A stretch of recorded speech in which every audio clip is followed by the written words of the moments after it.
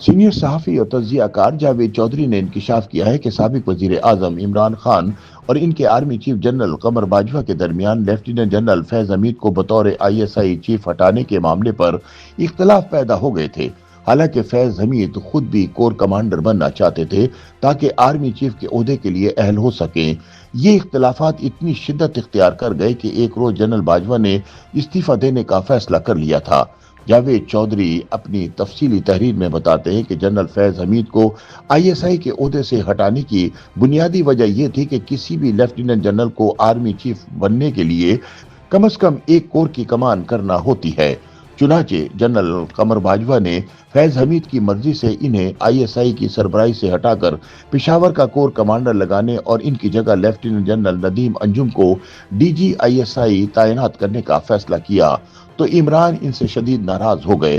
جب بات بڑھ گئی تو فیض حمید نے خود عمران خان کو بتایا کہ آرمی چیف بننے کے لیے ان کا کور کمانڈر تعینات ہونا ناگزیر ہے۔ اگرچہ معاملہ وقتی طور پر حل ہو گیا، لیکن عمران اور باجوہ کے اختلافات کی شدت کم ہونے کی بجائے مزید بڑھ گئی۔ سینئر صحافی کے مطابق جنرل فیض حمید نے وزیر اعظم عمران خان اور بشرا بی بی کے گرد نہایت مضبوط فیلڈنگ لگا رکھی تھی اور اسی لیے وہ اپنی مرضی کے فیصلے کرتے اور کرواتے تھے۔ نومبر 2021 میں جب ان کی مدت ختم ہونے کا وقت آیا تو عمران انہیں DG ISI کے عہدے سے ہٹانے پر تیار نہ تھے۔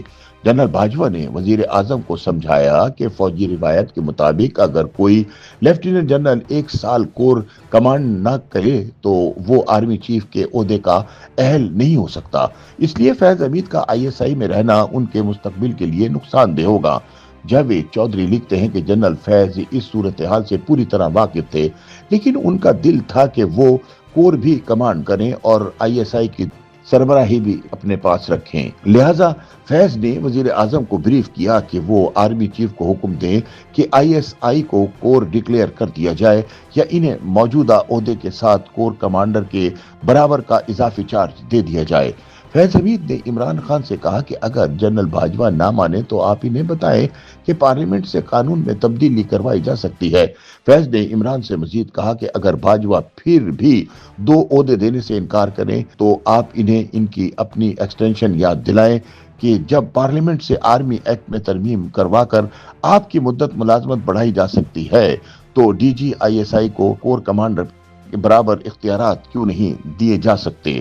جاوید چودھری کے مطابق فیض حمید کی اس بریفنگ کے بعد عمران خان اور جنرل باجوہ کی ملاقات ہوئی۔ جنرل باجوہ نے وہی دلائل دیے جن کی توقع جنرل فیض کو تھی، جبکہ عمران خان نے وہی جوابات دیے جو انہیں رٹائے گئے تھے۔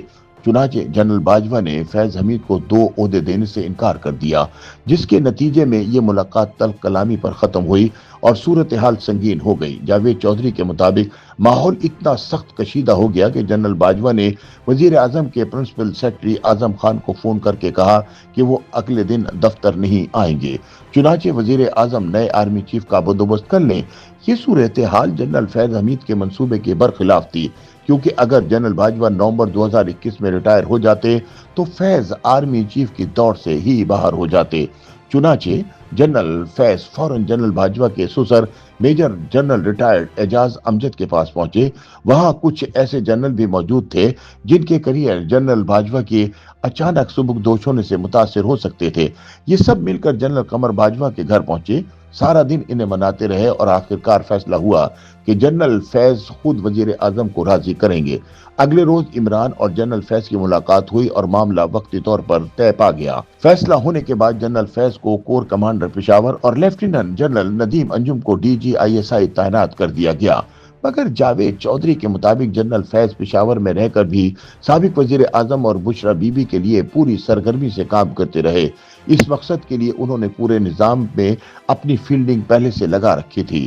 عمران خان کے خلاف تحریک عدم اعتماد کامیاب ہونے کے بعد وزیر اعظم ہاؤس میں میجر عبد الرحمان کو نئے وزیر اعظم شہباز شریف کا ADC لگایا گیا، جو پہلے جنرل فیض کے اسٹاف آفیسر رہ چکے تھے۔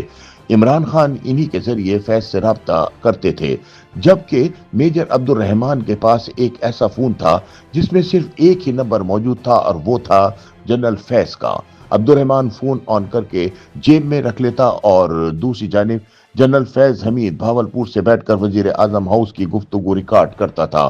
फिर यही रिकॉर्डिंग जमान पर पहुंचाई जाती थी और इन्हीं गुफ्तगुओं से इमरान को हुकूमती मामलात, नवाज शरीफ की हिकमत अमली और इत्तेहादी जमातों के अंदरूनी ख्यालात से मुताल्लिक मालूमात मिलती रहीं।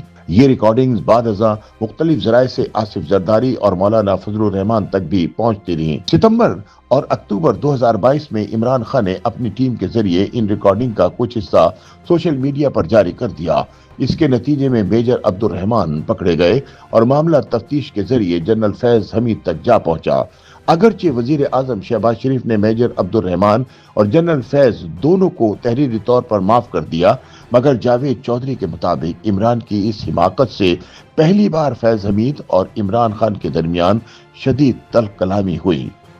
YouTube पर गूगली न्यूज देखने के लिए youtube.com की सर्च बार में गूगली न्यूज टीवी टाइप करें। गूगली न्यूज के पेज पर सुर्ख रंग के सब्सक्रिप्शन वाले बटन पर क्लिक करना ना भूलिए। YouTube पेज पर अपलोड होने वाली वीडियोस से बाखबर रहने के लिए बेल आइकन पर क्लिक कीजिए। आपको हर नई वीडियो के बारे में नोटिफिकेशन मौसूल हो जाएगा।